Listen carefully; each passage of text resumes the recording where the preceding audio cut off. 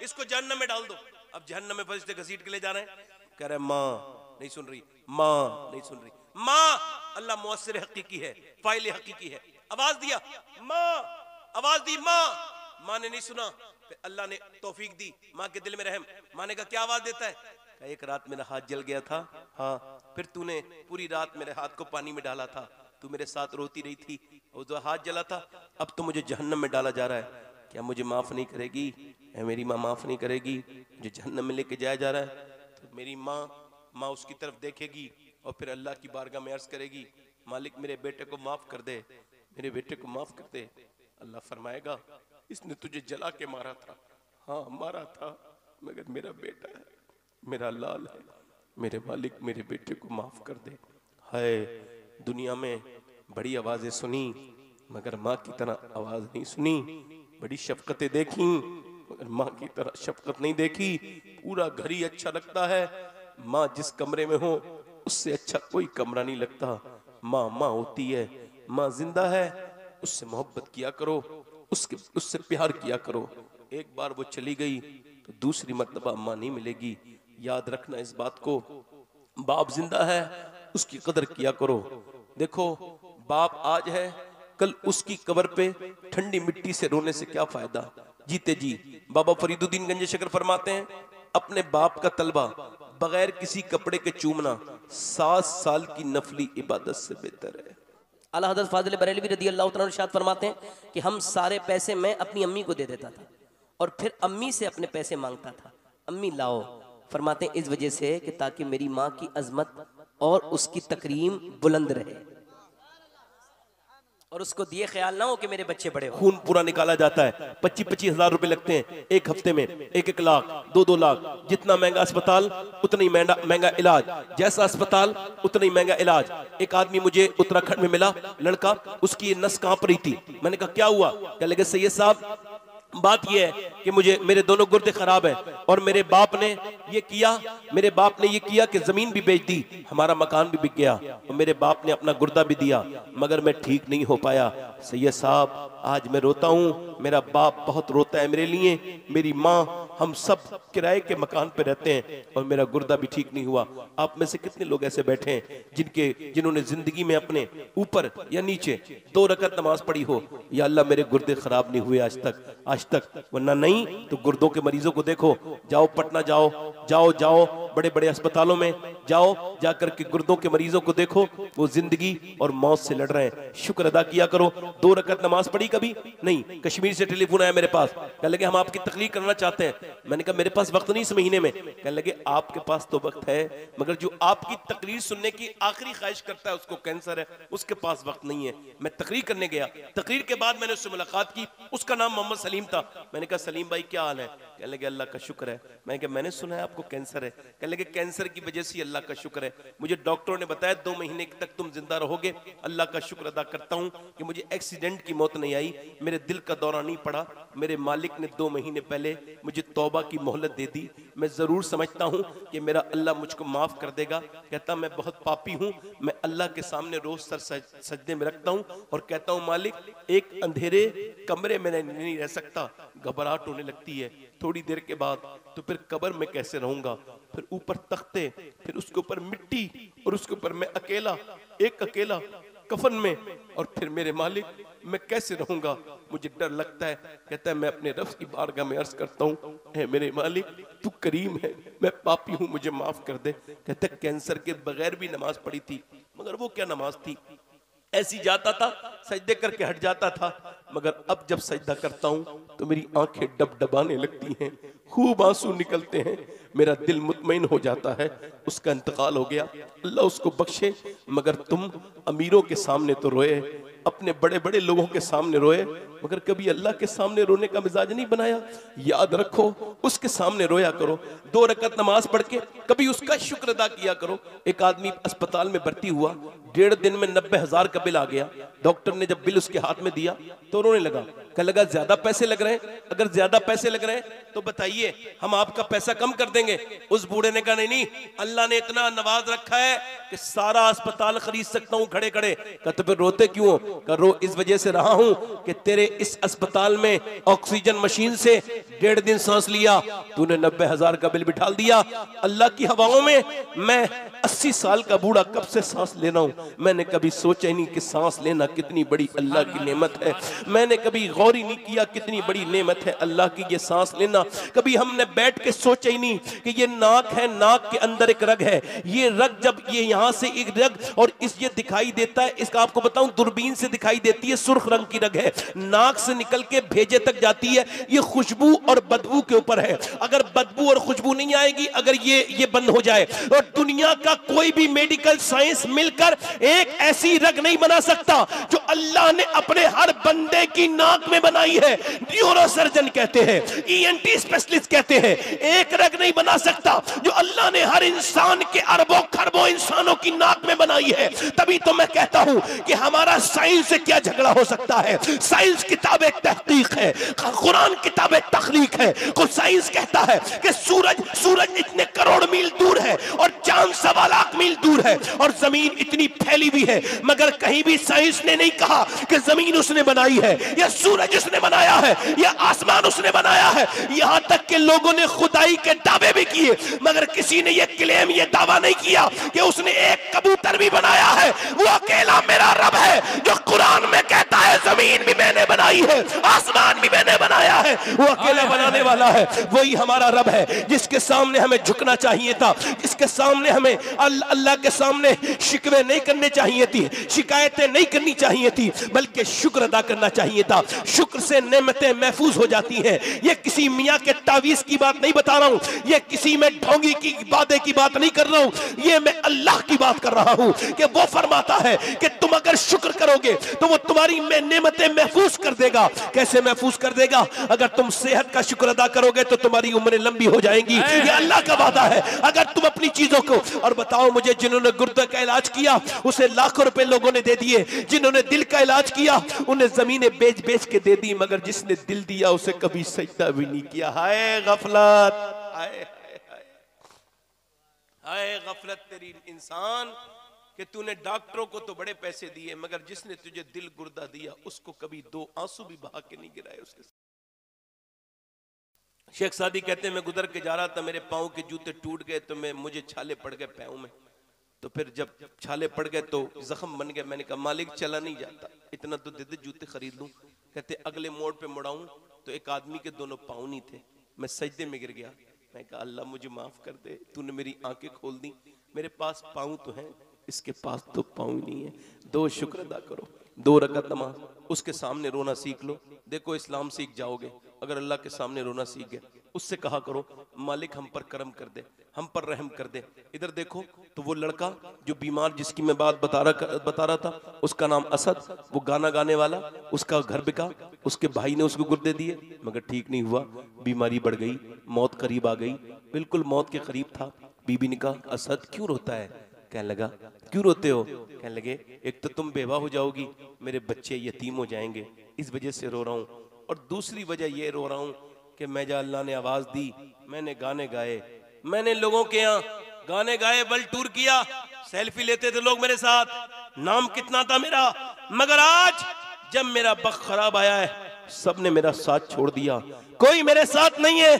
मैं यही सोच रहा हूँ अल्लाह ने आवाज दी तो मैंने गाने गाए, जितने गाने गाए, अगर इतना मदीने वाले की नातें पड़ी होती तो मेरा ये हाल नहीं होता, अगर नबी की नात पड़ी होती तो ये हाल नहीं होता। ये जिंदगी क्यों दी गई है चौराहे पे बैठने के लिए? नौजवान 6-7 घंटे 8-8 घंटे तेरे स्क्रीन टाइम है, ये जिंदगी दोबारा मिलेगी नहीं। ये जिंदगी तुझे क्यों मिली है ये बता। 1 करोड़ रुपए लेकर के चला जा कब्रिस्तान में, मगर याद रख किसी एक भी आदमी को, कोई मर गया हो उसके सामने 10 अरब रुपए रख दे और कह दे 10 मिनट के लिए जिंदा हो जा, मगर हो नहीं सकता। ये 10 मिनट की कीमत भी पूरी दुनिया बेच के भी नहीं दे सकता कोई। इतनी जिंदगी कीमती है इंसान की, इंसान कीमती है, तो इंसान को अल्लाह ने क्यों दुनिया में भेजा है? इंस्टाग्राम के लिए नहीं, यूट्यूब के लिए नहीं, ये बता किसके लिए? फेसबुक के लिए नहीं, कि ट्विटर के लिए नहीं, क्यों चौराहे पे बैठने के लिए नहीं, अपने दोस्तों के साथ घूमने फिरने के लिए नहीं, लड़कियों से चैटिंग करने के लिए नहीं, बल्कि मेरे ताज शरिया की बरेली से आवाज आ रही है,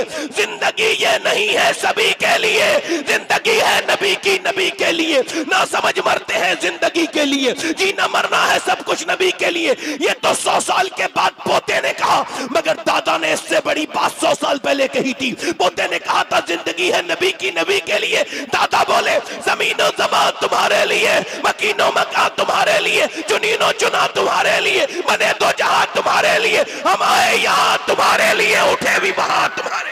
नारे तकबीर, नारे रिसालत, मसलक आला हजरत, इस्लाह मुआशरा कॉन्फ्रेंस, औलाद गौसे आज़म, नारे तकबीर, नारे रिसालत। जिंदगी है नबी की, पूरा मजमा बोलो, जिंदगी है नबी की, नबी के लिए। आज के बाद उठना नबी के लिए, मुस्कुराना नबी के लिए। रास्ते में चलोगे तो आंखों के नीचे करके चलोगे। खुदा की कसम, पहले मुसलमान रास्तों से गुजरते थे तो लोग समझ जाते थे ये हुजूर का गुलाम जा रहा है, क्योंकि वो इधर उधर देखता हुआ नहीं जाता था, बल्कि नजरें झुकाता हुआ जाता था। असल में मुझे बड़ी तकलीफ होती है जो रात के 1 बजे के टाइम भी इधर उधर घूमते रहते हैं। मैं उनको कुछ तो और नहीं कहूँगा, इतना ज़रूर कहूँगा कि ये शैतान का ताउन करते हैं, क्योंकि मैं जब डिस्टर्ब होऊंगा तो शैतान का ही काम अच्छा होगा ना, वरना हमारा तो जंग सबसे ज़्यादा शैतान से ही है ना। हाँ, आपको याद रखो, आप एक दीन की बात उस पर बहुत ज़्यादा खराब गुजरती है शैतान, वो नहीं चाहता बात। इसी वजह से कुछ लोगों के अंदर वो इतना करीबी है उनका कि उनको इस्तेमाल करके कहता है चल तू उठ के चल, तू यहाँ क्यों बैठा है। तो इस वजह से शैतान के हमले से बचो। आपसे बात कर रहा हूं, इसका मतलब क्या है? मतलब ये पहले के मुसलमान हुजूर के लिए थे,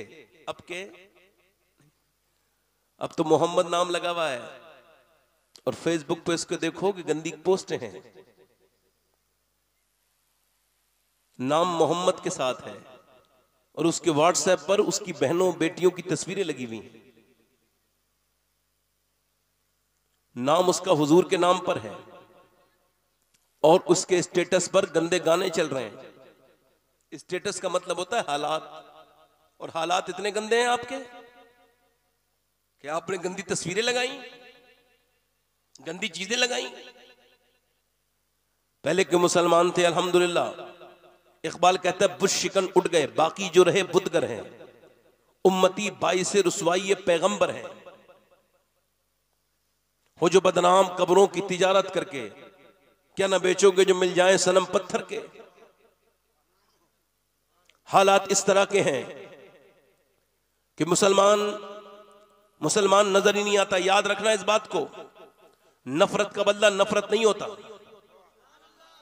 मक्के के सारे लोगों ने हुजूर से नफरत की, मगर मेरे नबी ने उनसे मोहब्बत की। जब कोई आपसे नफरत की बात करे तो नफरत का जवाब नफरत, गाली का जवाब गाली, नफरत का जवाब नफरत नहीं है। तुम मुसलमान बनो, तुम्हारे हालात इतने अच्छे होने चाहिए कि तुमसे लोग मुतासिर हो जाएं। किसी ने तुम्हारे नबी को देखा नहीं है, याद रखना मेरी बात को। और अगर नौजवानों दिल पे लिख लो ना मेरा ये इशारा, तो जिंदगी तुम्हारी कामयाब हो जाएगी। किसी ने तुम्हारे नबी को देखा नहीं है। अब अगर आपसे मुलाकात है कि भाई ये मेरा दोस्त है, इसका नाम मोहम्मद हनीफ है, इसका नाम मोहम्मद असलम है, इसका नाम मोहम्मद उवैस है। अब जो मिला, अब मोहम्मद उवैस अगर नेक है, अच्छे काम करता है, तो उसका दोस्त कहता है जब ये इतना अच्छा है तो इसका मजहब कितना अच्छा होगा। और जब तुम खराब करते हो तो वो लोग कहते हैं जब ये इतना खराब है इसका मजहब भी खराबी होगा। यानी तूने मेरे नबी को कहलवा दिया। किसको कहलवा दिया बोलो? तुमने। अल्लाह अकबर, कितने खराब हैं हम लोग। उम्मती बाइस रुसवाई पैगंबर हैं, हमारी वजह से लोग हमारे नबी को बुरा कहें, ये कितनी खराब बात है। हम तो ऐसे होने चाहिए। अरे हमसे तो बेहतर पहले के जमाने के भिखारी के एक आदमी भीख मांग रहा है, जमा मस्जिद पर भीख मांग रहा है। अंग्रेज ने उसे कुछ दिया मगर उसका बटुआ गिर गया, अंग्रेज को लगा रख लिया मगर उसको बाद में मिल गया। मुसलमान ने ढूंढा, मिला नहीं। अंग्रेज 3 महीने के बाद आया, उसने कहा ये आपका है पर्स, ये देखिए। उसने पहचान के कहा पर्स पास तो मेरा ही है। देखा तो पूरी रकम थी, एक भी पैसा निकला नहीं था। कहने लगा तू भिखारी नहीं है? कहा भिखारी तो हूं। कहा फिर ये तूने पैसे निकाले क्यों नहीं? इतनी पैसे मालदार हो जाता। कहने लगा भिखारी हूं मगर बेगैरत नहीं हूं। कहा क्या मतलब?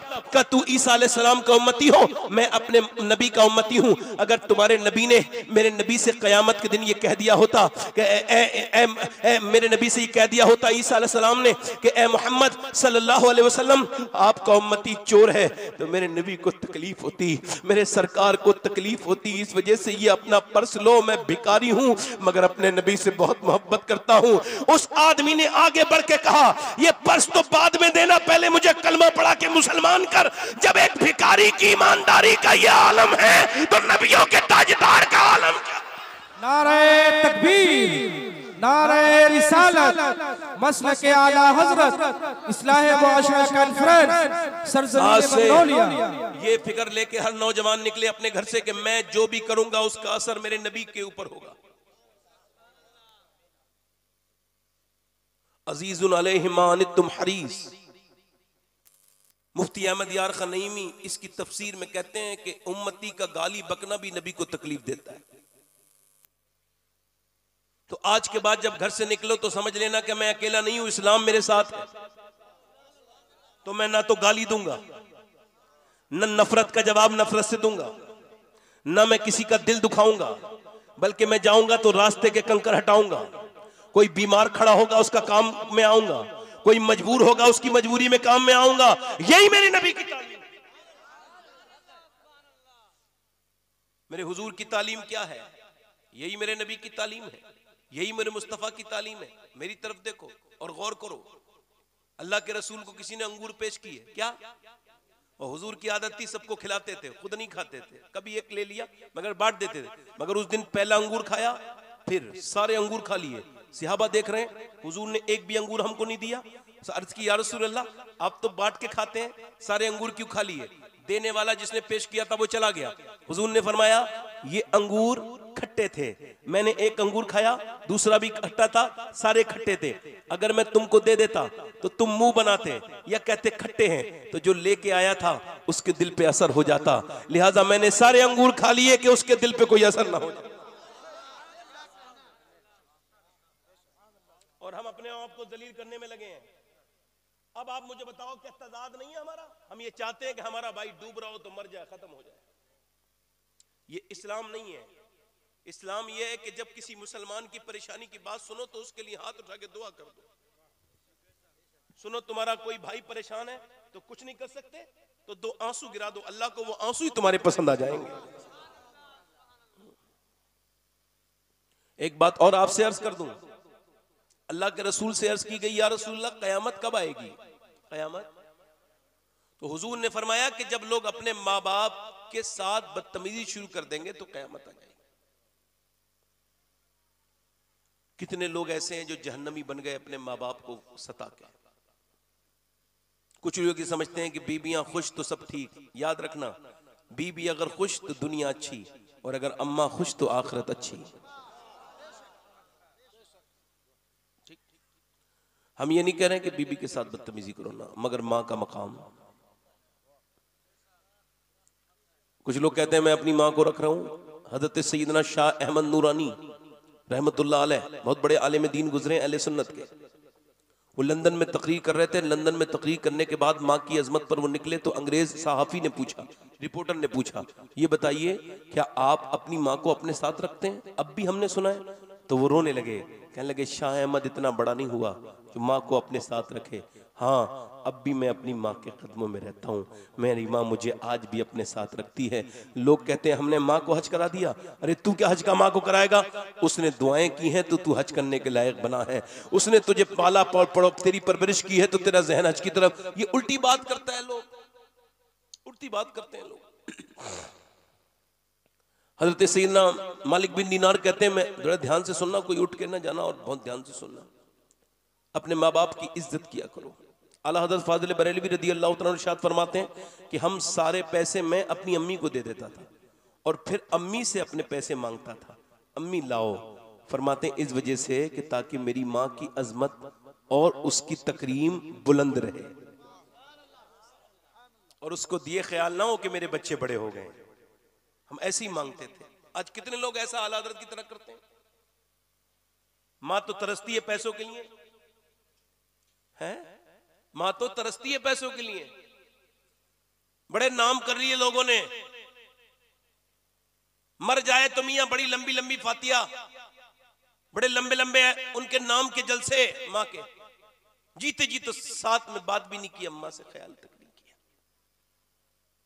मालिक बिन दीनार कहते मैं हज पे गया, हज करके दुआ मांग रहा था अल्लाह मेरा हज कबूल कर ले मीना में। कहते मेरी आंख लग गई और तो मुझे ख्वाब में हातिफ़े गैब से आवाज आई, अल्लाह ने हज सबका कबूल कर लिया हज, मगर मोहम्मद बिन हारून बल्खी का अल्लाह ने हज कबूल नहीं किया।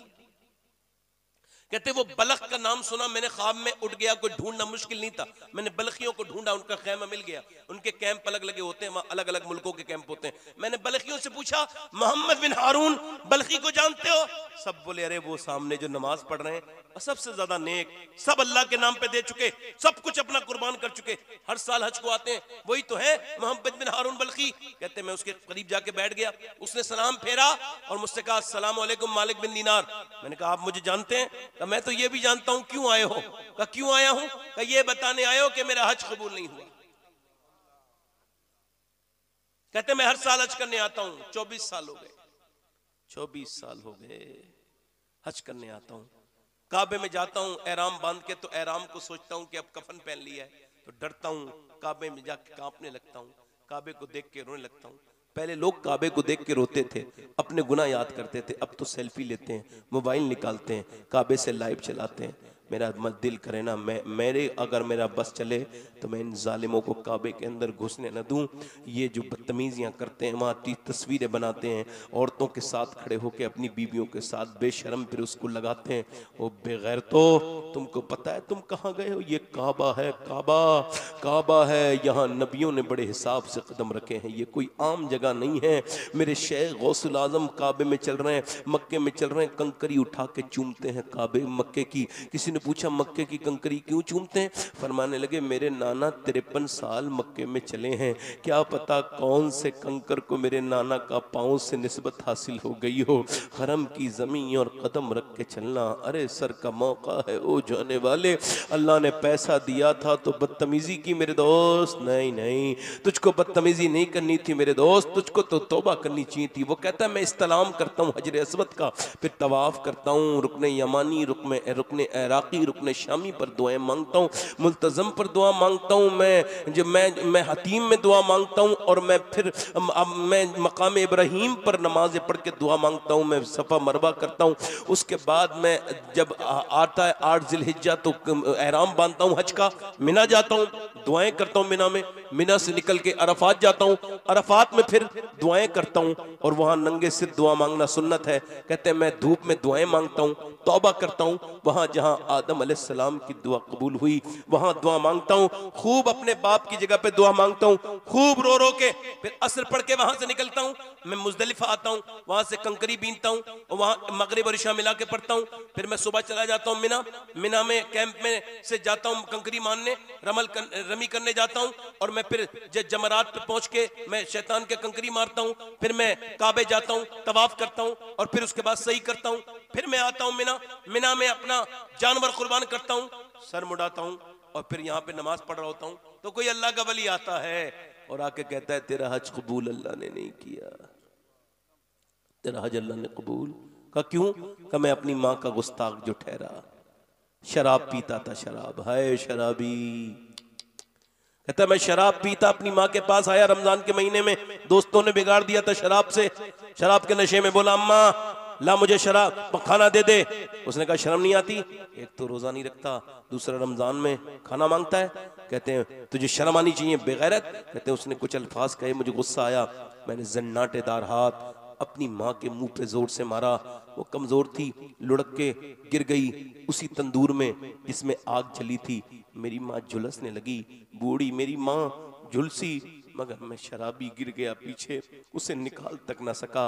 हाय शराबी, तूने सिर्फ शराब नहीं पी, तूने अपने बच्चों का मुस्तकबिल पी लिया, तूने अपनी बीबी की खुशियां पी ली, तूने उसका सुकून और चैन पी गया, तूने अपने माँ बाप की इज्जत पी ली शराबी। तूने कितना बुरा काम किया, ये बुराइयों की जड़ है, माँ है ये शराब, तूने ये क्या किया। अल्लाह अकबर। वो कहता है मेरी माँ झुलसती रही, मुझे लोगों ने अंदर बंद कर दिया दरवाजे के, और फिर जब दूसरे दिन मेरी आंख खुली तो मेरी बीबी जा रही थी। मैंने पूछा कहाँ जा रही है, कहने लगी मैं अपने मैके जा रही हूँ। कहा क्यों? कहा मैं उसके साथ नहीं रह सकती जो अपनी माँ का कातिल है। कहा मेरी माँ मर गई? हाँ मर गई। 9 महीने पेट में रखने वाली तुझे मर गई, जिसने 9 महीने तुझे पेट में रखा वो मर गई। हाँ वही जो तुझे बिस्तर पे लिटालती थी अपने, और जब तूने पेशाब किया बचपन में तो पहले डायपर के जमाने नहीं थे दोस्तों, पेशाब कर दिया, अब तेरे पेशाब पर वो लेट गई कि मेरे बेटे को ठंड न लग जाए, मेरे बेटे को ठंड न लग जाए। तेरी मां मर गई और ये कह के मरी है मेरे बेटे को मेरी सूरत मत दिखाना, उसे मेरी सूरत न दिखाना। कहते हैं हजरत मालिक बिन दीनार, मैंने उसके मुंह पे थप्पड़ मारा, और थप्पड़ मारने के बाद कहते हैं मैं चला गया, मैं सोया, हुजूर का दीदार फिर हुआ ख्वाब में। इरशाद फरमाया तुमने डरे हुए को क्यों डरा दिया मालिक बिन दीनार? मैंने हुजूर वो माँ का गुस्ताख है। हाँ वो गुस्ताख है, मगर अल्लाह उसे माँ की वजह से बख्श देगा। हुजूर कैसे कयामत के दिन अल्लाह फरमाए वो अपने बेटे, हुजूर ने फरमाया वो अपने बेटे का मुकदमा अर्ज करेगी, मालिक इसने मुझे जला के मारा था, जला के मारा था। अल्लाह फरमाएगा इसको जहन्नम में डाल दो। अब जहन्नम में फरिश्ते घसीट के ले जा रहे हैं, कह रहे माँ नहीं सुन रही, माँ नहीं सुन रही, माँ। अल्लाह मुअस्सिर हकीकी है, फाइल हकीकी है। आवाज दिया माँ, आवाज दी माँ, माँ ने नहीं सुना। फिर अल्लाह ने तौफीक दी, माँ के दिल में रहम। माँ ने कहा क्या आवाज देता है? एक रात मेरा हाथ जल गया था। हाँ फिर तूने पूरी रात मेरे हाथ को पानी में डाला था, तू मेरे साथ रोती रही थी और जो हाथ जला था, अब तो मुझे जहन्नम में डाला जा रहा है, क्या मुझे माफ नहीं करेगी? मेरी माँ माफ नहीं करेगी, मुझे जहन्नम में लेके जाया जा रहा है। तो मेरी माँ उसकी तरफ देखेगी और फिर अल्लाह की बारगाह में अर्ज करेगी, मालिक मेरे बेटे को माफ कर दे, मेरे बेटे को माफ कर दे। अल्लाह फरमाएगा इसने तुझे जला के मारा था। हाँ मारा था, मगर मेरा बेटा है, मेरा लाल है, मेरे मालिक मेरे बेटे को माफ कर दे। हाय दुनिया में बड़ी आवाजें सुनी मगर माँ की तरह आवाज नहीं सुनी, बड़ी शफकतें देखी मगर माँ की तरह शफकत नहीं देखी। पूरा घर ही अच्छा लगता है, माँ जिस कमरे में हो उससे अच्छा कोई कमरा नहीं लगता। माँ माँ होती है, माँ जिंदा है, उससे मोहब्बत किया करो, उससे प्यार किया करो। एक बार वो चली गई तो दूसरी मर्तबा माँ नहीं मिलेगी, याद रखना इस बात को। बाप जिंदा है, उसकी कदर किया करो। देखो बाप आज है, कल उसकी कब्र पे ठंडी मिट्टी से रोने से क्या फायदा, जीते जी। बाबा फरीदुद्दीन गंज शकर फरमाते हैं अपने बाप का तलबा बगैर किसी कपड़े के चूमना 7 साल की नफली इबादत से बेहतर है। आज अपने माँ बाप से मोहब्बत करो। किसी पीर के पांव दबाने वो मजा नहीं है जो बाप के पांव दबाने मजा है, और किसी पीर के हाथ चूमने में वो मजा नहीं जो माँ के हाथ चूमने में मजा है। जब घर से निकला करो तो माँ के सर पे हाथ रखवा लिया करो। यकीन जानो ऐसा हो नहीं सकता कि तुम माँ से दुआ लेके भी निकलो और हादसा भी हो जाए तुम्हारे साथ, क्योंकि किसी पीर की दुआ कितनी कबूल होती है इसका मुझे कुछ पता नहीं, होती तो है मगर कितनी होती है इसका कोई मेरे पास आइडिया नहीं। मगर मेरे नबी फरमाते हैं माँ बाप जब दुआ करते हैं तो ऐसे कबूल होती है जैसे नबियों की दुआएं उम्मतियों के हक में दुआ कबूल होती है, ऐसे कबूल होती है। अगर माँ बाप दुआ करें तो उनकी दुआएं लो, माँ बाप से मोहब्बत करो, जीते जी उनसे प्यार किया करो। और आखिरी बातें मेरी और सुन लो, मेरी बहनें बेटियां बैठी हैं, भाई आप लोग बात करना बंद कर दो, मैं कई बार डिस्टर्ब हो गया, आप समझ नहीं रहे हो मैं किस तरह का मुकर्रिर हूं। मैं बड़े दिल से बात करता हूं, कोई हल्का सा कोई हिलता भी है तो मुझे डिस्टर्ब हो जाता है। अल्लाह आपको जज़ाए खैर अता करे। खैर मैंने थोड़ी खिदमत कर दी, थोड़ी और रह गई, अपनी बहनों की खिदमत कर दूं। मेरी बहनों से गुजारिश करता हूं, मेरी बेटियों से, कि अपने बच्चों को दीनदार बनाओ, अपने घरों में कुरान पढ़ा करो। जब तुम अपने बच्चों को कुरान, किसी भी हाफिज ने मौलाना ने आज तक अपनी माँ को घर से नहीं निकाला, जब भी निकाला इंजीनियर ने निकाला, डॉक्टर ने निकाला। क्यों? चूंकि वो माँ के मर्तबे को अभी ये यहाँ पे चंडीगढ़ में एक आदमी ने अपनी माँ को मारा तो ये रिकॉर्डिंग की पुलिस ने खुफिया कैमरे से, कंप्लेंट आई थी कि मारता है, तो उन्होंने खुफिया कैमरे से कंप्लेंट की। तो वो जो था ना, अब तवज्जो करो, वो जो था ना उन्होंने कैमरे में, तो 80 साल की माँ को वो प्रोफेसर मारता था। वो प्रोफेसर था, एक स्कूल का प्रोफेसर, उसकी बीबी लेक्चरर। अब आप कह सकते हो वो जाहिल था जो 80 साल की माँ को मारता था। नहीं, वो फिजिक्स भी पढ़ाना जानता है, केमिस्ट्री भी पढ़ाता है, वो बायोलॉजी पढ़ाता है। मगर दुनिया की कोई भी यूनिवर्सिटी माँ बाप का एहतराम नहीं पढ़ाती। माँ बाप का एहतराम सिर्फ मेरे नबी का दीन पढ़ाता है।